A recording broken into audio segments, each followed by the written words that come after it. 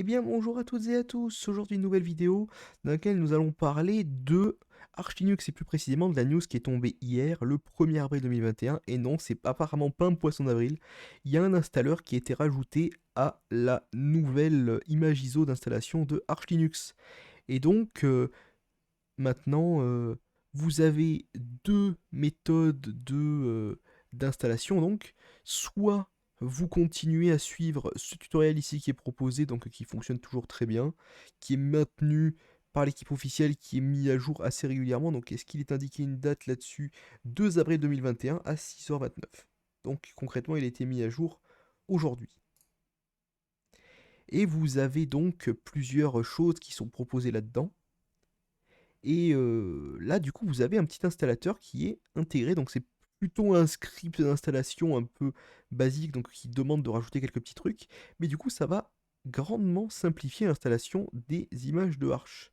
Donc, si jamais vous devez installer une Arch Linux, pour une raison X ou Y, vous pouvez le faire un peu plus rapidement avec ce truc-là.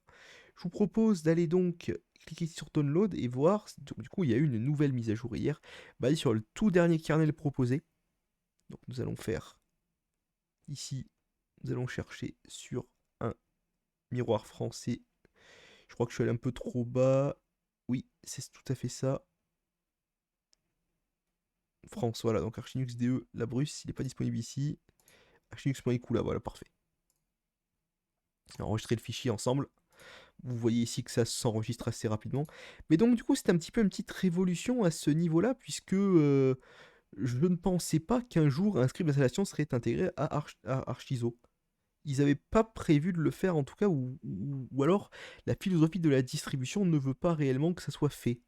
Donc du coup c'est un peu particulier. Sur ce, je vous reprends une fois que j'ai créé la VM et que je l'ai lancée. Nous sommes donc prêts, donc ici, donc vous avez bien évidemment 4 choix. Nous allons choisir le premier, sachant que le second était une addition de l'année dernière qui était un installeur qui supportait l'installation à la voix. Donc c'est-à-dire qu'en fait, toutes les différentes commandes étaient lues à la voix, ce qui était plutôt sympathique pour l'utilisateur qui, par exemple, lirait mal ou aurait quelques difficultés. Après, je sais pas trop comment ça fonctionne au niveau, donc du coup, de tout ce qui est je sais pas trop comment vous dire ça, mais parce que du coup, quelqu'un qui voit mal, forcément quelqu'un qui tape mal et qui du coup n'arrivera peut-être pas à se relire bien, mais en tout cas, c'est plutôt cool. Donc, comme il est indiqué ici, donc du coup, to install Arch Linux, follow the installation guide for Wi-Fi, authenticate to the wireless network using the IWCTL utility for mobile broadband modem, connect with the MNCLI utility, Internet LAN and WLAN should work automatically. Donc justement, donc je vais faire un petit contrôle droite ici, retourner sur Firefox. Donc du coup nous allons faire Arch Linux, parce que du coup j'ai volontairement fermé. Et donc du coup, Installation Medium Installer. La question est comment est-ce qu'on fait pour y accéder? Donc là vous avez un petit GitHub et python-m Arch Install Guided.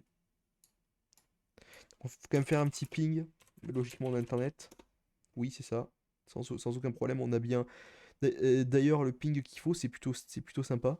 Ça correspond plus ou moins à ma connexion habituelle, ça. Python tirer. Alors non, du coup, il faudrait peut-être que je fasse un petit load qui sait faire d'abord. Peut-être mieux. -m arch install guided. Voilà. Alors choisissez votre langue. Donc du coup, nous allons. Où est le FR là-dedans? Bon, on va mettre FR tout simplement. 10. Second of the above disk. Le 1, s'il vous plaît. Donc vous voyez que c'est plutôt stylé quand même.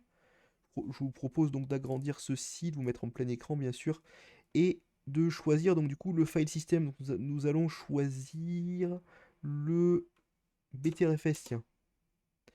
Disk encryption password, desired hostname VM, the root password. Voilà. Nous allons créer un utilisateur super utilisateur avec les privilèges sudo. Alors on va l'appeler notaire, password. Ton username to create an additional user, leave blank and to skip and continue. Oui, je n'en veux pas de plus. Enter the above list is a set of pre-programmed profiles. They may take easier to install things like desktop environments. Leave blank and hit enter to skip this step and continue. En gros, il nous propose donc d'installer un environnement de bureau quel qu'il soit. Donc je vais choisir d'installer par exemple le KDE Wayland. Ça me semble le plus pertinent.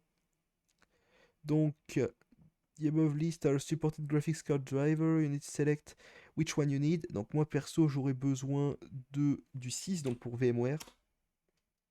Même si je suis sur VirtualBox mais j'utilise VMware SVG2 toujours. Write additional packages to install. On va choisir d'installer Nano. On va par exemple, choisir d'installer HTOP. Choisir d'installer quelques autres trucs Firefox. Chromium. Voilà par exemple. Je pense que c'est déjà un bon début. Select one network interface to configure. Copy the network configuration to installation. Oui, on va faire oui. On va mettre Europe, s'il vous plaît. Europe, Paris. Enter to continue, oui. C'est vraiment plutôt sympathique ce qu'ils ont fait dans cette entre guillemets installation. Donc on a un petit script qui est vraiment sympa. Donc du coup, il se fait tout ce qui est de plus simple. Donc là, du coup, il nous propose, donc il nous installe par défaut le kernel Linux tout court et non pas le kernel Linux LTS ou Linux Zen ou Linux Arden ou je sais pas quoi. Non, c'est vraiment le kernel Linux, donc la dernière version, le 5.11.11, tel que le propose et il nous a même mis les meilleurs miroirs possibles, donc c'est vraiment sympathique à ce niveau-là. Simplifie un petit peu l'installation, donc j'ai choisi quelques paquets en plus, bien sûr.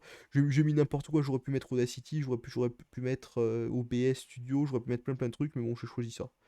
C'est déjà, on va dire, un assez bon début.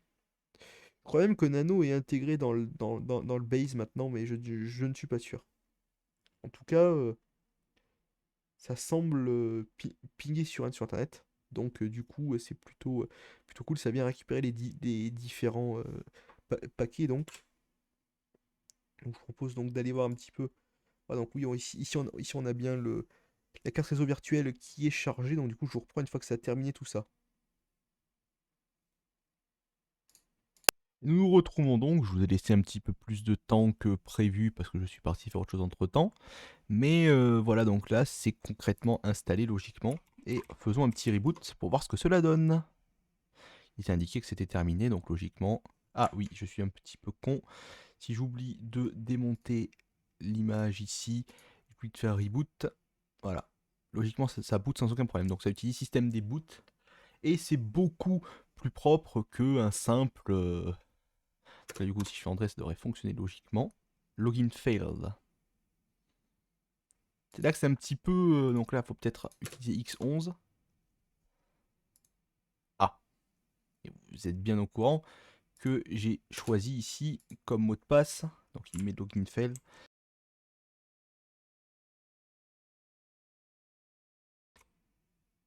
Voilà. Donc là, du coup, j'ai fait une petite erreur à ce niveau-là. Donc je vais me mettre en intégration... Non, pas ça que je veux faire, intégration de la souris.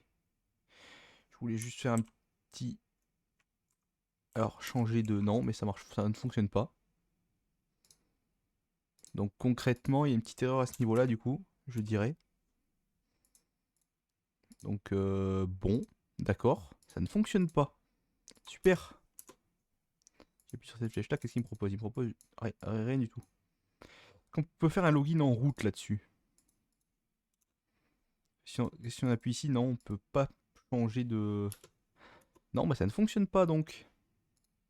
Bon, bah ce fut... Bref, parce que j'ai rien mis d'autre. Non, c'est pas ça non plus. J'ai bien mis... Non, c'est pas la même chose que le nom d'utilisateur. Non, non, bah c'est bien ça. J'avais bien mis simplement espace comme mot de passe, comme je mets toujours, donc non. Il y a un petit problème au niveau du script, à ce que je vois. Eh bien, ce fut un échec, donc. Je remarque qu'il y a encore quelque chose qui ne va pas. Parfait. Bon, bah... Ou alors c'est route le mot de passe. Non plus. je n'ai entré qu'autre chose. Lothaire, espace et route dans les différents trucs. Sinon après c'était que des suites de chiffres, donc je vois pas où ça pose problème. Mais sur ce, je vous dis donc salut à tous et à la prochaine, et je remarque donc qu'il y a un léger petit souci au niveau de l'ISO. C'est pas encore parfait cet installateur, mais en tout cas c'est sur la bonne voie parce que ça démarre et il y a quand même beaucoup d'étapes post-install à faire. Enfin, pré-install en tout cas, moi j'aime bien faire ça post-install pour faire ça progressivement pour que cela fonctionne. Mais là, du coup, ça met un certain temps à fonctionner, puis ça marche pas du tout, quoi. Voilà, ça met toujours le login failed. Donc, à la prochaine, n'hésitez pas à me dire ce que vous pensez de cette vidéo. Si jamais j'ai fait une grosse erreur, d'ailleurs, pendant cette vidéo, n'hésitez pas à me le dire aussi, parce que je me suis peut-être gouré au point d'avoir fait de la merde. Sur ce, salut à tous, et à la prochaine. Bye bye.